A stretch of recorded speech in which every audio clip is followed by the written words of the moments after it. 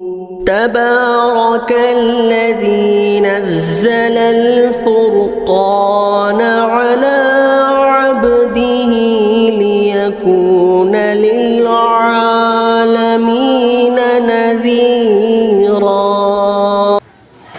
اسی طرح ہمارے ایک عزیز نے سوال کیا ہے، مفتی صاحب ایک روایت کی درکار تھی۔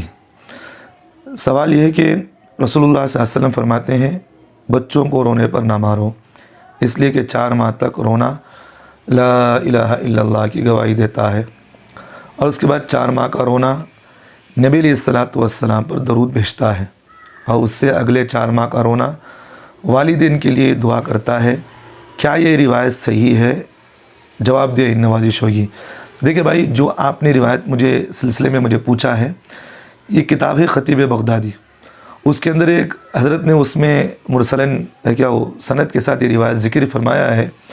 اس میں ایک راوی ہے ابو الحسن، انہوں نے اس روایت کے سلسلے میں جو راوی ہے انہوں نے بتایا ہے یہ منکر تھا اور یہ حدیثیں گھڑ گھڑ کر بتایا کرتا تھا۔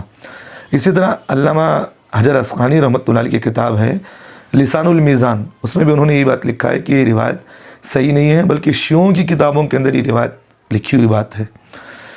تو معلوم یہ ہوا کہ روایت صحیح نہیں ہے، جھوٹی ہے، اس روایت کو بیان کرنا گناہ ہے۔ اللہ کے رسول صلی اللہ علیہ وسلم نے حدیث پاک کے اندر فرمایا من کذب علیہ متعمدا فلیتبوأ مقعدہ من النار، جو آدمی مجھ پر جھوٹی بات باندھے وہ آدمی اپنا ٹھکانہ جہنم میں بنا لے۔ تو اس لیے بھائی یہ روایتیں بغیر تحقیق کے آگے نہ بڑھائیں۔ اچھی بات ہے کہ آپ نے ہمیں پوچھ لیا، اور یہ روایت بالکل جھوٹی ہے، نہیں بیان کرنا چاہیے، اور رسول اللہ صلی اللہ علیہ وسلم کی طرف یہ بات کو جھوٹ منسوب کیا گیا ہے۔ اللہ ہم تمام کو صحیح بات اور صحیح کہنے کی توفیق، صحیح بات سننے اور صحیح بات کہنے کی توفیق عطا فرمائے۔